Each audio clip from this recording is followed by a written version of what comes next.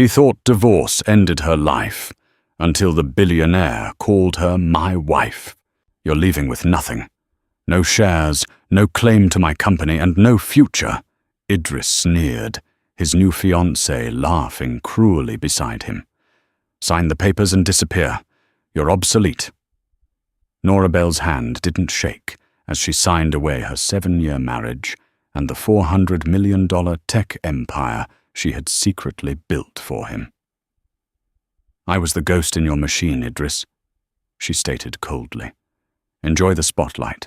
It's about to burn you alive. He thought discarding her ended her life.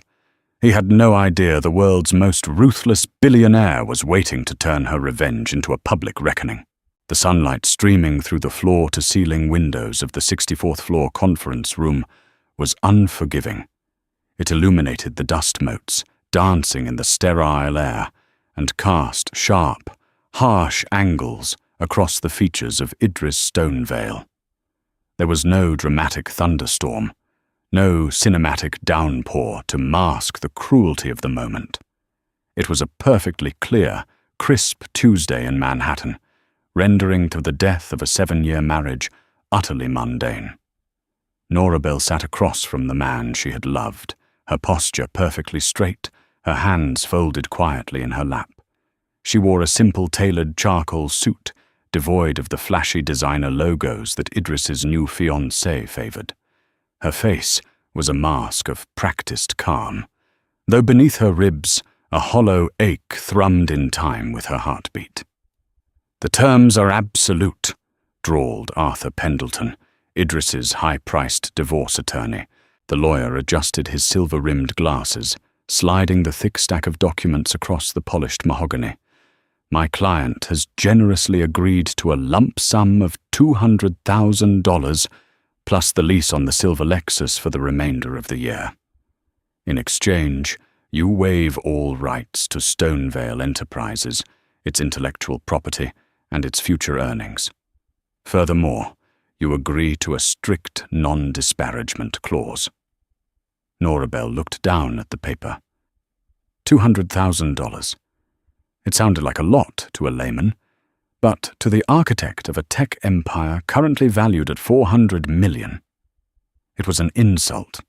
It was pocket change. Idris leaned back in his leather chair, steepling his fingers. He looked impeccable, as always. His custom Brioni suit fit his broad shoulders flawlessly, his dark hair styled with effortless precision. But Norabel knew the truth of him. She knew the panic attacks he suffered before board meetings. She knew the countless nights she had stayed up until 4 a.m, rewriting the faulty code of the Aura algorithm, because Idris's highly paid engineers couldn't figure it out. She had been his ghostwriter, his therapist, his shadow, and now she was his trash. "Take it, Nora," Idris said, his voice laced with a condescending pity that made her stomach turn. "It's more than fair. You came into this marriage with a rented apartment and a student loan. You're leaving with a comfortable cushion. You can go back to upstate New York, start fresh, open a bakery, or whatever it was you used to talk about." He hadn't listened. She had never wanted to open a bakery. She had talked about opening a boutique data analytics firm. The fact that he couldn't even remember her actual dreams solidified her resolve. Beside Idris sat Callista. She wasn't supposed to be here. It was a blatant breach of legal etiquette. But Idris had insisted, and Idris always got what he wanted. Callista was draped in a blindingly white Chanel tweed dress, her manicured hand resting possessively on Idris's forearm. She looked at Norabel with the kind of amused disdain usually reserved for a smear of mud on an expensive shoe. "You really should sign it, sweetie," Callista chimed in, her voice dripping with artificial sweetness. "Idris is being so generous. With the IPO coming up, the board is very sensitive to messy loose ends. We just want everyone to move on peacefully." Norabel shifted her gaze to Callista. Callista, the former social media influencer whom Idris had hired to be the face of Stonevale's new philanthropic wing, the woman who had, within 6 months, moved from the office across the hall into Idris's penthouse. "I'm sure you do," Norabel said quietly. Her voice didn't shake. She refused to give them the satisfaction of a tear. She reached into her bag and retrieved her own pen, a cheap, plastic ballpoint. She didn't use the gold Mont Blanc Idris had dismissively pushed toward her. She flipped to the final page. "Are you sure you don't want your lawyer to review the final addendums?" Pendleton asked, feigning professional concern. He knew perfectly well Norabel had fired her lawyer 2 days ago when the retainer fees had drained her personal savings. "I can read, Mr. Pendleton," Norabel replied smoothly. She signed her name. Norabel Vance. She was dropping the Stonevale immediately. The ink was barely dry before Pendleton snatched the documents away, a smug smile tugging at his lips. "Excellent," Idris said, standing up and buttoning his suit jacket. He looked relieved, lighter, as if a tumor had just been excised. "I'll have my assistant wire the funds by Friday. Goodbye, Nora. I do wish you the best." He offered his hand, a final, patronizing gesture.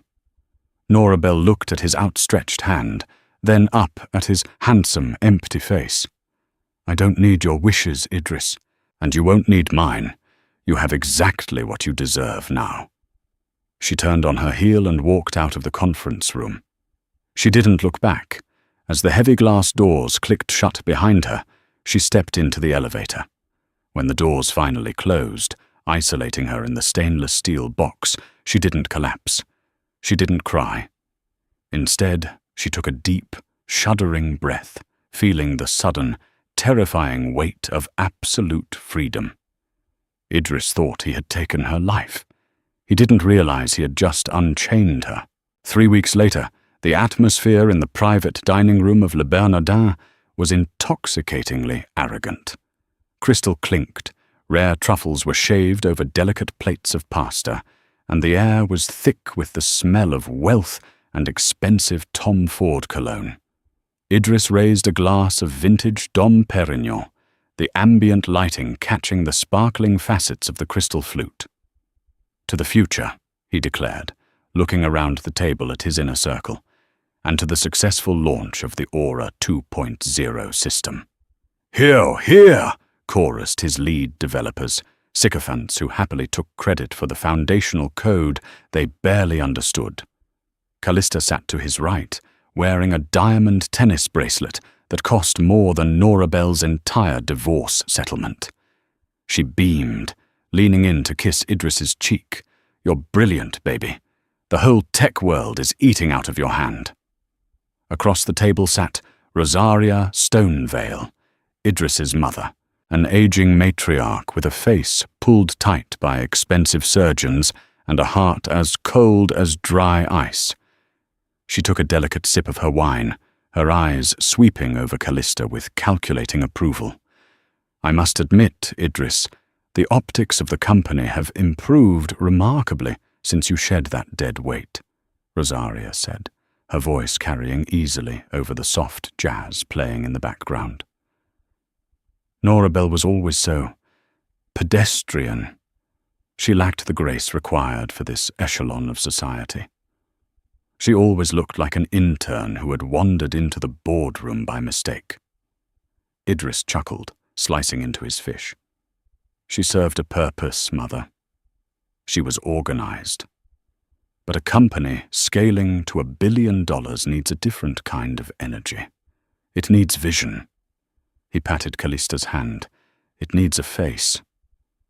"And speaking of vision," Rosaria leaned forward, her eyes gleaming, "have you heard from Mooreshaw Holdings? I read in the journal that Killian Mooreshaw is looking for an anchor investment in the AI sector. If you can get him to back the Aura 2.0 launch, the IPO will shatter records." Idris's smile tightened slightly. Killian Mooreshaw. The name alone commanded silence in the tech industry. A reclusive, self-made billionaire, Moorshaw was known for his ruthlessness, his impeccable instincts, and his utter disdain for Silicon Valley theatrics. He operated out of a private fortress in the Swiss Alps and a monolithic skyscraper in Chicago, only gracing New York when he intended to buy something or destroy it. "My team has reached out," Idris said smoothly, hiding his internal anxiety. He had been trying to get a meeting with Moorshaw for 6 months, sending lavish gifts and elaborate pitch decks, all of which had been met with deafening silence. "We expect his representatives to be at the Vanguard Tech Gala next week. I plan to corner him there." "Don't let him intimidate you, darling," Callista purred. "You have the best algorithm in the world. He'd be a fool not to partner with you." What neither Idris, Callista, nor Rosaria knew was that 30 miles away, in a heavily guarded, hyper-modern estate in the Hamptons, the best algorithm in the world was currently being dissected, line by line. Norabel sat in a comfortable, plush armchair, a stark contrast to the rigid chairs of her past life. The room was expansive, featuring a massive wall of glass overlooking the dark, rolling waves of the Atlantic Ocean. On the massive smart screen display in front of her glowed the intricate, elegant architecture of the true Aura code. Her code. Standing near the window, his silhouette cutting a sharp, imposing figure against the moonlight, was Killian Moorshaw.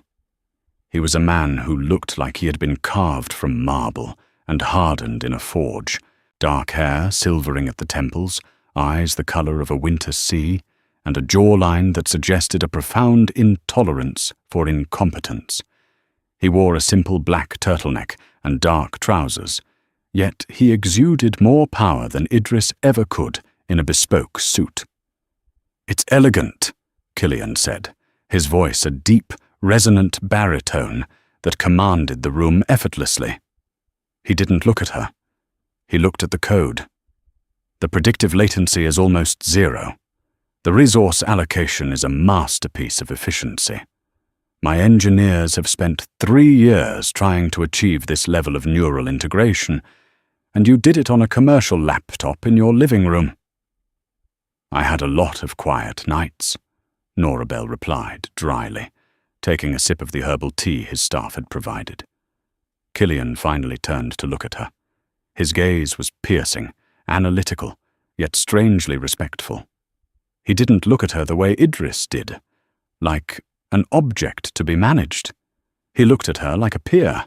"Idris Stonevale is parading a hollowed-out version of this system to the press," Killian stated, walking slowly toward the seating area. "He's patching the holes you left behind with brute force processing. It will hold up for a demo, maybe even a controlled beta test. But the moment it hits real-world data, loads of over 1 million concurrent users, it will cascade and crash," Norabel finished for him. "The memory leak in Sector 4 is foundational. I built the bypass protocol, but I never uploaded it to the main repository before I was removed. Idris thinks his lead developer fixed it. He didn't. He just masked the error logs." Killian's lips twitched in what might have been a ghost of a smile.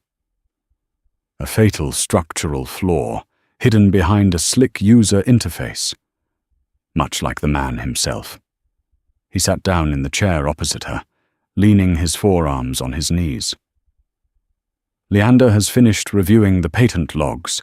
Because you filed the original logic matrices under a pseudonym 3 years ago, before your husband forced you to sign over the broader IP, you technically still own the core architecture." Leander Frostvale, Killian's famously ruthless chief legal officer, stepped out from the shadows near the doorway. He was a sharp-featured man with eyes like shattered glass. "Stonevale's non-compete and NDA cover the company's proprietary assets," Leander explained smoothly. But he was too arrogant to realize that the aura he owns is just a shell. The ghost in the machine belongs to you, Miss Vance. We can gut him legally, but the public fallout needs to be managed. It needs to be undeniable. Norabel looked at the screen, then at Killian. The pain of the last few years, the gaslighting, the quiet erasure of her identity, it all crystallized into a cold, hard diamond in her chest. "I don't just want my code back, Mr. Moorshaw," Norabel said, her voice steady and quiet. "I want the industry to know the truth. I want the lie dismantled on the biggest stage possible." Killian Moorshaw leaned back, his winter sea eyes locking onto hers. "I don't do charity, Norabel. I do business. You provide me with the bypass protocol and exclusive rights to integrate your architecture into Moorshaw Holdings' global infrastructure." "And in return?" "In return," Killian said softly, the danger in his voice unmistakable, "I give you the match to burn Idris Stonevale's false empire to the ground. We debut you at the Vanguard Tech Gala." The Vanguard Tech Gala, held at the Metropolitan Museum of Art, was the absolute pinnacle of the technology and business social calendar. It was where billionaires rubbed shoulders with senators, where startups were anointed or destroyed with a single handshake, and where public image was worshipped above all else. The red carpet stretched up the iconic steps of the Met, flanked by a frenzy of flashing cameras and shouting reporters.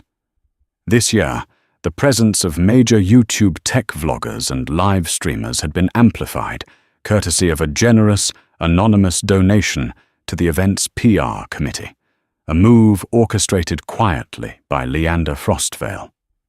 Millions of viewers were watching the arrivals live online. Idris Stonevale stepped out of his Maybach, adjusting his velvet tuxedo jacket. He basked in the strobe of the camera flashes, flashing his $1,000,000 smile. Beside him, Callista wore a plunging, custom-made crimson gown by Schiaparelli, dripping in rented rubies. "Mr. Stonevale!" "Idris!" shouted a prominent tech streamer, thrusting a microphone forward. "With the Aura 2.0 IPO dropping next week, analysts are calling you the next Steve Jobs.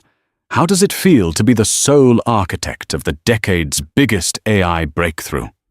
Idris paused, putting an arm around Callista's waist, projecting the image of the perfect, powerful power couple. "It's a heavy responsibility, Marcus," Idris lied effortlessly, staring directly into the camera lens. "But true innovation requires solitary sacrifice. I built Aura to change the world, and next week the world will see what absolute perfection looks like." Inside the Temple of Denda, the gala was in full swing. The ancient Egyptian ruins were bathed in ethereal blue lighting, surrounded by tables draped in silver silk.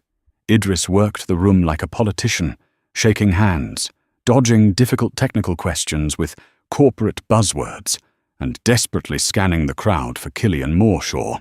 "He's not here yet," Rosaria murmured, appearing at Idris's elbow. She was dressed in severe black lace. "But his chief legal officer is Leander Frostvale, over by the champagne fountain." Idris's eyes locked onto Leander. He took a deep breath, handed his empty glass to a passing waiter, and approached the shark. "Mr. Frostvale," Idris said, extending a hand. "Idris Stonevale. I've been hoping to connect with you regarding the Aura 2.0 integration potential for Moorshaw Holdings." Leander did not take the hand. He merely looked at it for a second before taking a sip of his champagne. "Mr. Stonevale, yes, we've reviewed your presentation." Idris awkwardly withdrew his hand, his smile freezing. "And I'm confident our architecture aligns perfectly with your upcoming global data initiative." "Your architecture is certainly interesting," Leander said, his tone perfectly polite, yet somehow dripping with venom, though our technical team noted some fascinating anomalies in the load-bearing matrices. It almost looks as though the code is missing its foundational spine, like it was written by two different people, and the smarter one left. Idris's blood ran cold. The ambient noise of the gala seemed to dull into a static hum. "I assure you, my team is the best in the world. I personally oversaw every line of that code." "Did you?" Leander smiled, a terrifying expression. "Well then, I suppose you'll have no problem explaining it to Mr. Moorshaw himself. He should be arriving now." A sudden hush fell over the grand hall. The heavy, gold-leafed double doors at the top of the grand staircase groaned open. The string quartet, mid-crescendo, faltered and faded out as the attendees turned their heads. Even the live-stream cameras pivoted sharply. Killian Moorshaw stood at the top of the stairs. He wore a bespoke, midnight blue tuxedo that made him look like modern royalty. He possessed a gravitational pull that immediately dominated the massive room. But it wasn't the billionaire who caused Idris's jaw to clench and Callista to let out a small, breathless gasp. It was the woman on his arm. Norabel looked nothing like the exhausted, muted woman Idris had discarded 3 weeks prior. She was breathtaking. She wore a sleek, architectural gown of deep emerald silk that clung to her curves and moved like liquid glass. Her hair, usually tied in a messy bun, was styled in loose, glamorous waves over one shoulder. She wore no necklace, no gaudy jewels, only her own radiant, undeniable confidence. She held Killian Moorshaw's arm, not for support, but in a gesture of absolute, equal partnership. "Who is that?" a venture capitalist whispered loudly nearby.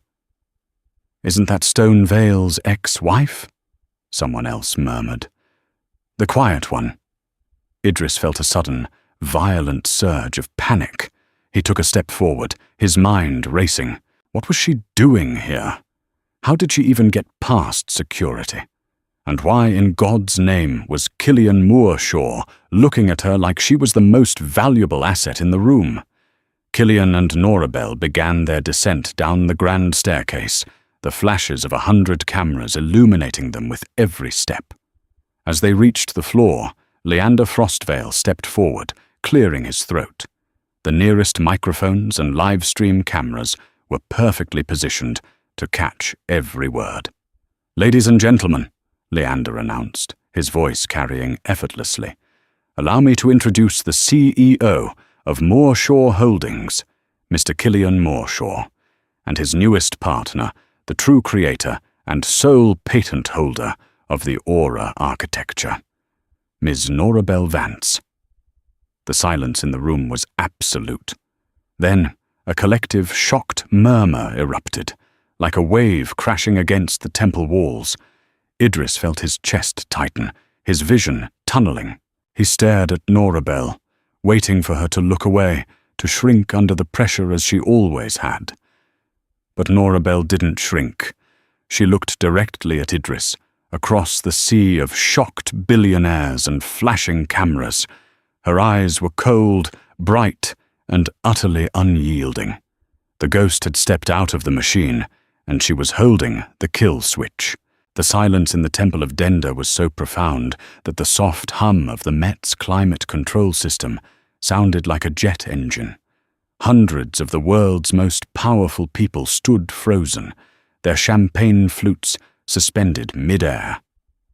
The only movement came from the press line, a synchronized pivot of 40 camera lenses and glowing smartphone screens, all locking onto the trio at the base of the grand staircase. Idris Stonevale felt a cold sweat break out across his collarbone. He looked from Leander Frostvale's shark-like grin to Killian Moorshaw's impassive, statuesque features, and finally to Norabel. This couldn't be happening. Norabel was supposed to be upstate, crying into a cup of cheap coffee, mourning the loss of him. She wasn't supposed to be draped in emerald silk, commanding the attention of the apex predator of the tech world. "This is a stunt," Idris blurted out. His voice, usually smooth and practiced, cracked slightly, the sound echoing off the ancient stone walls. He forced a strained laugh, taking a step toward them. "Killian, I don't know what kind of game your legal team is playing, but this woman is my ex-wife. She was an administrative assistant at Stonevale Enterprises. She has absolutely nothing to do with the Aura architecture. The live-stream chat of the prominent tech channel, TechCrunch Live, which was broadcasting the gala to over 2 million concurrent viewers, instantly exploded into a blur of question marks and popcorn emojis. Killian Mooreshaw didn't raise his voice. He didn't have to. When he spoke, the room instinctively held its breath to listen. An administrative assistant, you say? Killian's glacial gaze swept over Idris. That is a fascinating title for the woman who wrote 92% of your back-end repository. Leander? Leander Frostvale stepped forward, holding up a sleek, transparent tablet. With a single swipe of his finger, he bypassed the gala's ambient visuals. The massive screens flanking the room, which had been looping the Stonevale Enterprises logo, suddenly flickered. The screens filled with lines of raw, complex code. It wasn't just any code. It was the foundational logic matrix of Aura 2.0. To the untrained eye, it was gibberish. But to the venture capitalists and tech journalists in the room, it was a roadmap. At the top of the screen, a GitHub commit history was displayed, massive and undeniable. Author, n.vance_ghost, timestamp 3:14 a.m., October 12th. Author, n.vance_ghost, timestamp 4:45 a.m., November 3rd. As you can see, Leander announced, his voice carrying the lethal precision of a sniper's bullet. The core neural integration of the Aura system was entirely authored by an account tracing back to a private IP address in upstate New York. Long before Mr. Stonevale filed his heavily redacted patent, the code he currently claims is ready for an IPO is, in fact, a hollowed-out branch missing its proprietary bypass protocol. Callista, sensing the shifting tide and desperate to protect her newfound status, stepped forward. Her crimson dress flared as she pointed a manicured finger at Norabel. You jealous, vindictive little mouse. You hacked his servers because you couldn't stand that he moved on. Security. Why is she even allowed in here? Norabel finally moved. She didn't shrink back. She gently detached her arm from Killian's and took a single step toward Callista and Idris. I didn't hack anything, Callista, Norabel said calmly. Her voice, amplified by the dozens of boom mics pointed in her direction, was clear, steady, and entirely free of the hysteria Callista was projecting. You cannot hack a house you built with your own hands. She turned her gaze to Idris. He looked physically ill, his perfect posture crumbling. You told the board the memory leak in Sector 4 was fixed by your new lead developer last Tuesday, Norabel stated, her tone conversational but devastating. You patched it with an open-source data scraper you found on Reddit. If you run more than 50,000 concurrent queries through that patch, the system won't just crash, Idris. It will cascade. It will corrupt the user data of every client integrated into the network. You are 3 days away from launching a billion-dollar product that will destroy the servers of anyone who buys it. The gasps from the venture capitalists were audible this time. Several men in the front row immediately pulled out their phones, frantically texting their analysts. That's a lie, Idris shouted, his face flushing dark red. He lunged forward, but before he could close the distance, Killian Mooreshaw stepped effortlessly in front of Norabel. The physical disparity between the two men was suddenly glaring. Killian was a wall of muscle and bespoke tailoring. Idris looked like a panicked boy in a borrowed suit. Take another step toward her, Stonevale, Killian said softly, his tone laced with a sudden, terrifying violence. And I will ensure the only thing you preside over is a prison cell for corporate fraud. Idris froze. The cameras flashed relentlessly, immortalizing his humiliation. The truth is in the code, Idris, Norabel said quietly from behind Killian. You wanted the spotlight. You wanted the credit. Now, you get to take responsibility for the failure. She turned back to Killian, slipping her hand smoothly back into the crook of his arm. I think I've had enough champagne for one evening, Mr. Moorshaw. As you wish, Miss Vance, Killian murmured. He didn't spare Idris another glance as he led Norabel back through the parted sea of billionaires and reporters. Behind them, the gala erupted into chaos. Journalists swarmed Idris, shouting questions about the GitHub leaks and the impending IPO. Callista tried to pull him away, screaming at the cameramen to stop filming. It was undignified, chaotic, and completely out of his control. By the time Norabel and Killian stepped out into the cool Manhattan night, the clip of the confrontation was already trending #1 on Twitter. The era of Idris Stonevale was over before it even truly began. The next morning, the sun rose over a radically altered landscape. Norabel sat in the penthouse suite of the Four Seasons, a cup of Earl Grey tea warming her hands.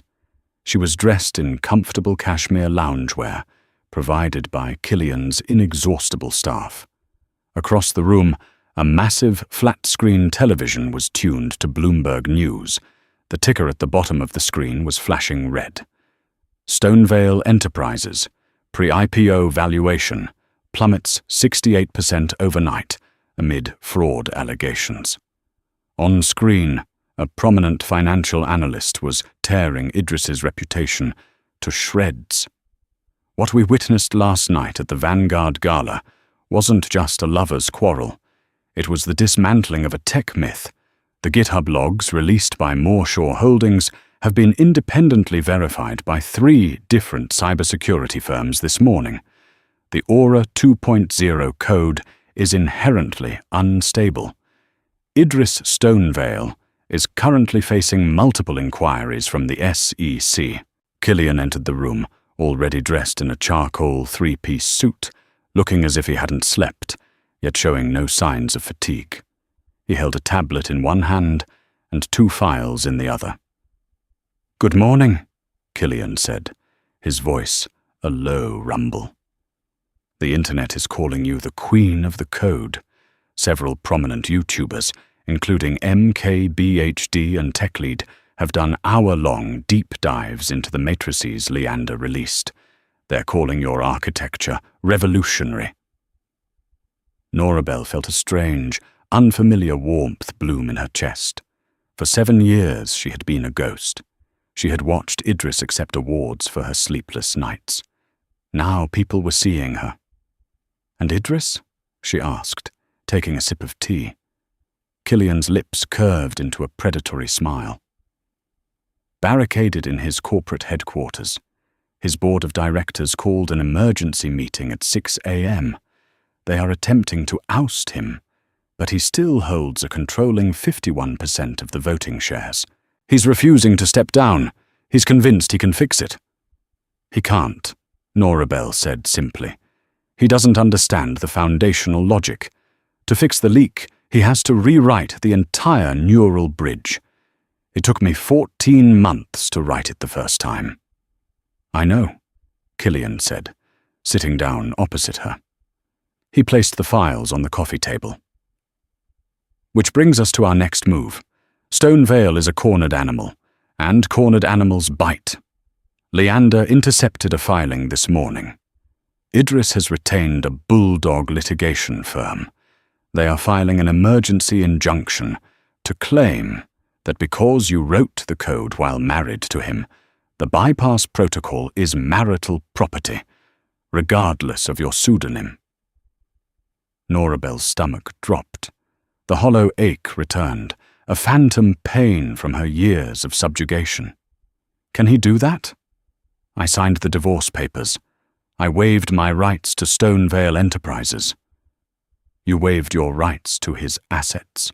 He is now claiming your withheld code is a stolen asset," Killian explained, his eyes never leaving hers. "It's a desperate, flimsy legal argument, but it's enough to tie the IP up in court for years. It will prevent More Shore Holdings from integrating your system, and it will keep you trapped in his legal web. Norabel closed her eyes, a wave of exhaustion washing over her. So, he still wins. He just drags me down with him. No, Killian said sharply. The absolute certainty in his voice made her open her eyes. I do not lose, Norabel, and I protect my investments. But more importantly, I abhor men who use the law to bully brilliant women. He leaned forward, tapping one of the files. There is a loophole, a massive one. Marital property claims in the state of New York can be instantly voided if the asset in question is legally transferred to an irrevocable family trust of a new spouse before the injunction is formally served by a judge. Norabel blinked, trying to process the legal jargon. A new spouse? Killian, I'm not. Idris's lawyers are currently trying to get a judge out of bed to sign the injunction, Killian continued smoothly, checking his heavy platinum watch. We have approximately 2 hours. Leander has a private judge on retainer, waiting in the conference room downstairs. We sign the marriage certificate, the IP is instantly transferred into the More Shore Family Trust, making it legally untouchable by Stonevale or his creditors. You gain absolute financial independence, 50% controlling interest in the new Aura integration, and total immunity from Idris. Norabel stared at him, her heart hammering against her ribs. You want to marry me? A fake marriage? Just to secure a software patent? Killian's winter sea eyes softened, just a fraction. The marriage is strategic. The partnership is real. I saw how you looked at him last night. You didn't flinch. You are exactly the kind of woman I want by my side in this industry. I am offering you an ironclad fortress, Norabel. You give me the code, and I give you the world. The sheer audacity of the plan was staggering, but as Norabel thought about Idris, about the suffocating years of being small, of hiding her brilliance so he could shine, she realized she was done being afraid. Where do I sign? She asked. The live stream was a catastrophic mistake, born of absolute hubris. Idris Stonevale stood on the stage of the Stonevale Enterprises auditorium. The room was empty of press. They had all been barred by his frantic security team, but a single 4K camera was broadcasting live to YouTube. Desperation had driven him to this. With investors fleeing, and his mother, Rosaria, screaming at him through the phone to fix this mess, Idris believed he could charm his way out of the crisis. He had forced his exhausted, terrified engineering team to push the Aura 2.0 build to the live servers, patching the missing bypass protocol with a patchwork of stolen GitHub scripts. The rumors circulating online are nothing more than a coordinated smear campaign by a rival corporation. Idris lied to the camera, his smile tight, sweat beading on his forehead, despite the heavy powder Callista had applied. He paced the stage, trying to project the Steve Jobs energy he so desperately craved. Aura 2.0 is stable. It is revolutionary. And today, to prove our absolute confidence, we are opening the beta servers to the first 100,000 users in the chat, live. Across the city, in the heavily fortified boardroom of More Shore Holdings, Norabel stood beside Killian, watching the live stream on a massive monitor. A sleek gold wedding band rested comfortably on her left hand, a silent, heavy promise made just hours prior. He's actually doing it, Norabel breathed, her eyes fixed on the secondary monitor, where Leander's tech team was monitoring the AWS server, loads of Stonevale Enterprises. He's running the patched build. He thinks his sheer force of will can rewrite the laws of computing, Killian observed dryly, standing close enough that she could feel the heat radiating from him. It's almost tragic. On the YouTube stream, Idris signaled to an unseen technician. Open the floodgates. A massive counter on the screen behind Idris began to tick upward rapidly, as thousands of eager tech enthusiasts, skeptics and trolls flooded the IP address he had provided. 10,000 users, 25,000 users. The system is processing over 2 million queries a second, Idris boasted, his confidence momentarily returning as the UI behind him flashed with colorful, simulated neural pathways. Seamless.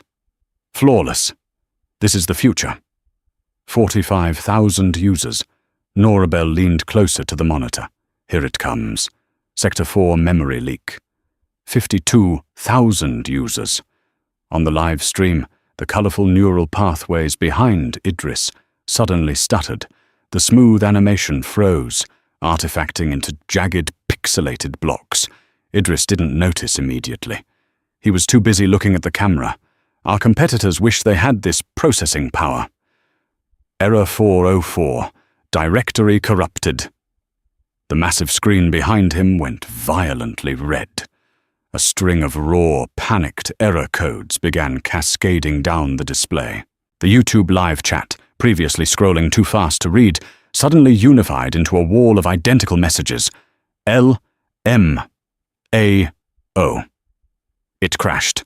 R.I.P. Bro is cooked. Idris finally turned around. The color drained completely from his face. "Cut the feed," he hissed, his microphone still hot. "Cut it now." But the system was locked in a fatal loop. The hijacked open-source code his developers had used was buckling under the pressure. It didn't just crash, it began dumping internal directory files onto the public user interface. Suddenly, right there on the live broadcast to 3 million people, the screen displayed internal Stonevale Enterprise emails. From Idris_CEO2, Dev_, Team_Alpha. Subject, urgent, hide the memory leak. Message, just mask the error logs for the demo. We'll fix it after we get the VC funding. If the board asks, tell them the latency is a feature. The internet exploded. The hard karma was absolute, instantaneous, and painfully public. The live stream was essentially broadcasting Idris's own admission of fraud to the SEC, the public, and his investors simultaneously. No, shut it down. Pull the servers from the wall, Idris screamed, abandoning his cool persona entirely. He ran off the stage, his voice echoing through the hot mic. The camera remained fixed on the red screen, broadcasting the damning emails for another agonizing 2 minutes before the feed abruptly went black. In the Mooreshaw boardroom, Leander Frostvale let out a low whistle. Well, I suppose I can tell our litigation team to take the rest of the day off. He just prosecuted himself. Killian turned to Norabel. The look in his eyes was one of profound respect. "The Empire is in ashes, Mrs. Mooreshaw. How do you feel?" Norabel looked at the black screen, feeling the final, heavy chains of her past shatter completely. She had thought revenge would feel chaotic, bloody. But it didn't. It felt clean. It felt like justice. Just then, Leander's phone buzzed. He glanced at it, a wicked smile spreading across his face. "Speak of the devil," Leander said. "Idris Stonevale has just arrived in our lobby. He has a court injunction, 2 very sweaty lawyers, and he is demanding to see his wife." Killian slowly buttoned his suit jacket, his jaw setting into a hard, unforgiving line. He looked at Norabel, offering his arm. "Shall we go downstairs and explain the law to him, partner?" Norabel smiled, a genuine fierce expression that reached her eyes for the first time in years. She took her husband's arm. "Let's." The lobby of Mooreshaw Holdings was a cathedral of modern commerce. Soaring arches of brushed steel and endless panes of reinforced tinted glass projected an aura of absolute, unassailable power. It was a space designed to make visitors feel small. Today, it was doing its job exceptionally well. Idris Stonevale stood near the onyx reception desk, looking utterly unraveled. The polished veneer of the Silicon Valley wunderkind had completely burned away, leaving behind a frantic, sweating man whose bespoke suit suddenly looked 2 sizes too big. Beside him stood 2 litigators from a high-priced firm, clutching leather briefcases like shields, though they both looked acutely aware that they were out of their depth. The private elevator pinged. The brushed steel doors slid open with a whisper, and Killian Mooreshaw stepped out, a picture of lethal composure. His dark gaze immediately locked onto Idris, pinning him to the spot. Right beside him, radiating a quiet, dangerous confidence she had never possessed during her 7-year marriage, was Norabel. Idris surged forward, his face twisting into a mask of desperate rage. "Nora, you think you can just orchestrate a corporate assassination and walk away? I have a federal injunction right here." He snatched a thick manila folder from his lead lawyer's hands and waved it in the air. "You wrote that code while we were married. It's marital property. You're coming back to Stonevale Enterprises to fix this mess, or I will bury you in litigation until you're bankrupt." Norabel didn't flinch. She didn't look away, nor did she feel the familiar, sickening drop in her stomach that Idris's yelling used to induce. She simply looked at him, studying him as one might study a fascinating, obsolete piece of machinery. Leander Frostvale stepped out of the elevator behind them, adjusting his cufflinks with maddening slowness. "Mr. Stonevale, please keep your voice down. You are trespassing in a private building, and your shrillness is disturbing my morning peace." "Serve her!" Idris barked at his lawyer, his voice cracking. "Serve the injunction." The litigator stepped forward hesitantly, holding out a sealed envelope toward Norabel. Before he could close the distance, Leander smoothly intercepted him, plucking the envelope from the air. He didn't even bother opening it. "Ah, yes. An emergency injunction to seize marital assets," Leander said, his tone dripping with mock fascination. He tapped the thick envelope against his chin. "A fascinating legal maneuver, Mr. Stonevale. Truly. It would have been devastating if you had filed it yesterday, or even 3 hours ago." Idris froze, his eyes darting between Leander, Killian, and Norabel. "What are you talking about? She signed the NDA. She was my wife." "Was being the operative word," Killian intervened, his voice a low, resonant rumble that commanded total silence in the vast lobby. He moved slightly closer to Norabel, placing a possessive, protective hand on the small of her back. The gold band on his left hand caught the ambient light, gleaming sharply. Norabel raised her own left hand, letting Idris see the matching gold band resting against her skin. Idris stared at it. His brain, already fried from the catastrophic live-stream failure, seemed to short-circuit entirely. What is that? Is this some kind of joke?" "No joke, Idris," Norabel said softly, her voice steady and clear. "As of 8 a.m. this morning, I am legally married to Killian Mooreshaw. And as a wedding gift, I transferred the exclusive rights, the bypass protocol, and the foundational logic matrices of the Aura architecture into an irrevocable Mooreshaw family trust." The color drained from Idris's face so completely he looked almost translucent. His litigator let out a quiet curse and took a step back, realizing the legal checkmate instantly. "According to New York State trust law," Leander chimed in cheerfully, tossing the useless injunction onto the reception desk, "assets transferred into a spousal irrevocable trust prior to the serving of a civil injunction are fully shielded from external marital claims." The Aura architecture is no longer your ex-wife's property, Idris. It is Mooreshaw property.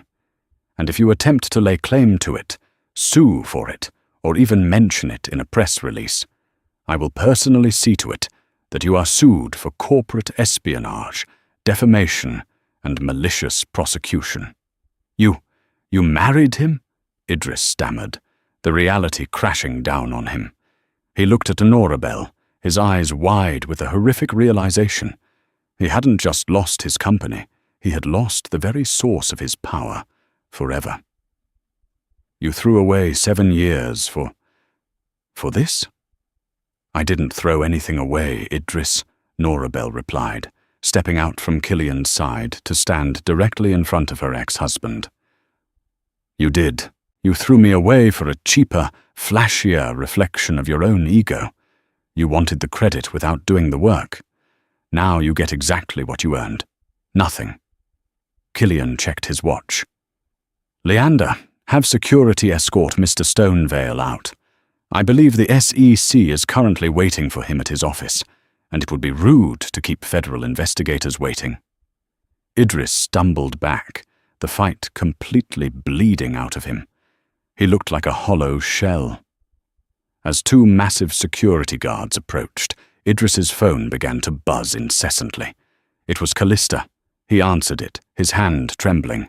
Callista, babe, Even from several feet away, Norabel could hear the shrill, furious screaming echoing from the speaker. Don't babe me. My brand deals are dropping me. The internet is laughing at me.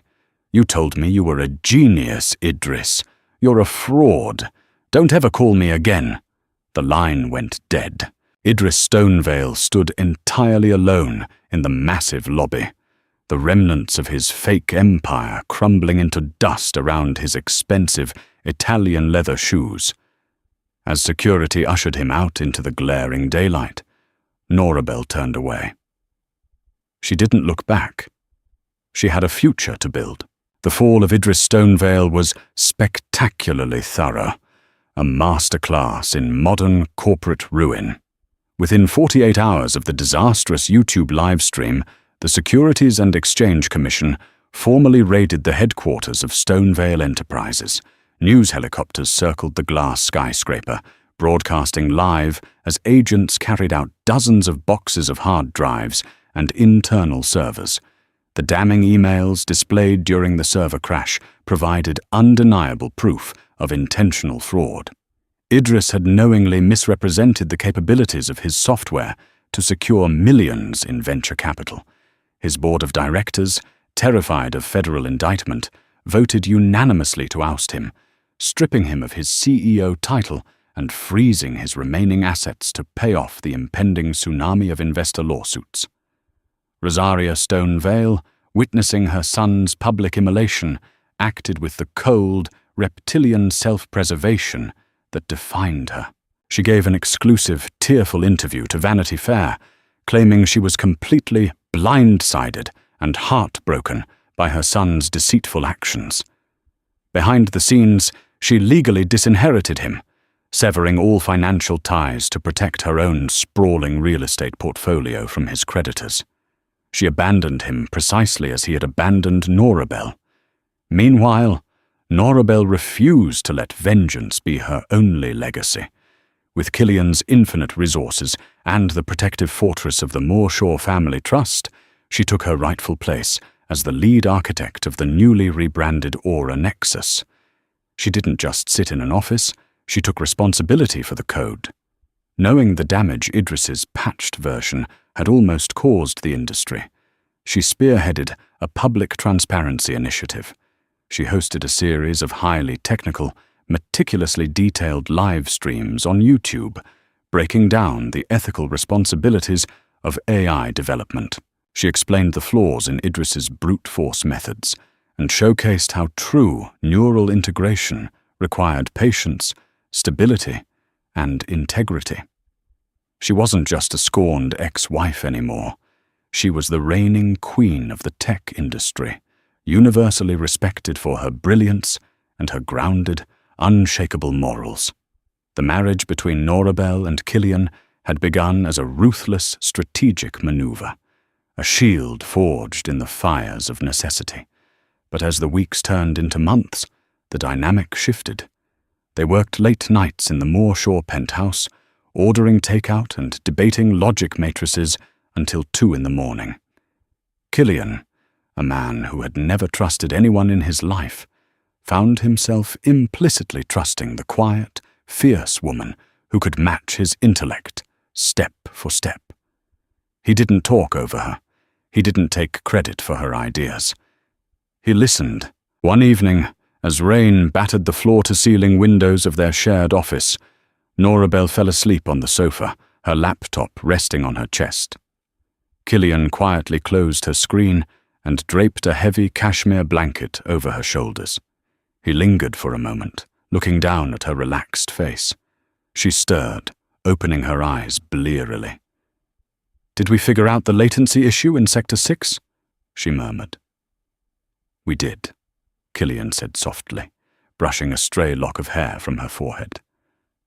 "But more importantly, I realized something else." "What?" "That I don't want this marriage to be strategic anymore," Killian confessed, his voice dropping to a rough whisper. "I want it to be real. I want you, Norabel. Not just the code, the woman." Norabel looked up into his winter sea eyes, seeing the raw vulnerability he hid from the rest of the world. She reached up, her fingers tracing the hard line of his jaw. "I think," she whispered, pulling him down to her. "I stopped pretending weeks ago. 2 years later, the auditorium in San Francisco was packed with over 3,000 developers, investors, and tech journalists. Millions more watched live online. The atmosphere was electric, but entirely devoid of the smoke and mirrors that had once defined Stone Vale Enterprises." Norabel stepped onto the stage. She wore a tailored midnight blue suit, her presence commanding the room without a single word. The massive screen behind her lit up with a single, elegant logo, Aura Nexus. 2 years ago, the tech world was promised a revolution built on a lie, Norabel began, her voice echoing with calm authority. "Today, we are delivering an evolution built on truth. The Aura Nexus is fully operational, ethically sourced, and structurally flawless." The crowd erupted into deafening applause. Standing in the front row, Killian Mooreshaw smiled, a rare, genuine expression of profound pride. He clapped for his wife, his partner, his equal, thousands of miles away, in a cramped, fluorescent-lit cubicle in a mid-level accounting firm in New Jersey. A man stared at the live broadcast on his small monitor. Idris Stonevale wore a cheap, off-the-rack polyester shirt. His face was lined, heavy with exhaustion and the crushing weight of massive debt.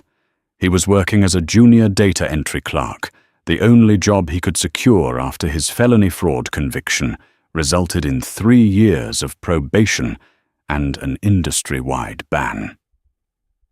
His phone sat on the desk, silent. Callista was long gone, currently starring in a reality TV show that frequently mocked her fake billionaire ex. His mother had not spoken to him in 24 months. He had nothing. He watched Norabel on the screen. He watched her brilliance shine, undiluted and celebrated by the entire world. He saw the way she looked off stage at Killian, her smile radiating genuine joy and profound love. In that sterile, quiet cubicle, the final, brutal truth settled over Idris like a suffocating blanket. He hadn't just lost a company. He hadn't just lost his wealth. He had possessed the most valuable, brilliant, loyal woman in the world, and he had thrown her away because he was too small to stand in her light. He reached out and slowly closed the browser tab, the darkness of his empty desktop reflecting his own hollow, ruined life. Norabel concluded her presentation, the applause washing over her like a warm tide. She walked off the stage, straight into Killian's waiting arms. He kissed her deeply, oblivious to the cameras capturing the moment. "You did it, Mrs. Mooreshaw," he murmured against her lips. "No." Norabel smiled, her eyes bright with the future she had finally built for herself. "We did. Wow, what a journey. If you felt the absolute satisfaction of watching Norabel reclaim her brilliance and serve Idris the ultimate undeniable karma, you have to smash that like button. This story is a powerful reminder that the truth always rises to the surface. You can only build an empire on lies for so long before the ghost in the machine decides to take back the code. True power isn't about crushing the people who support you. It's about lifting them up and acting with integrity. Norabel and Killian proved that a partnership based on mutual respect and truth is the ultimate flex. If you want more intense, dramatic stories of revenge, redemption, and explosive billionaire twists, make sure you subscribe to the channel and hit the notification bell. Share this video with someone who needs to hear this empowering message. Let me know in the comments below. What was the most satisfying moment of Idris's downfall for you? See you in the next one.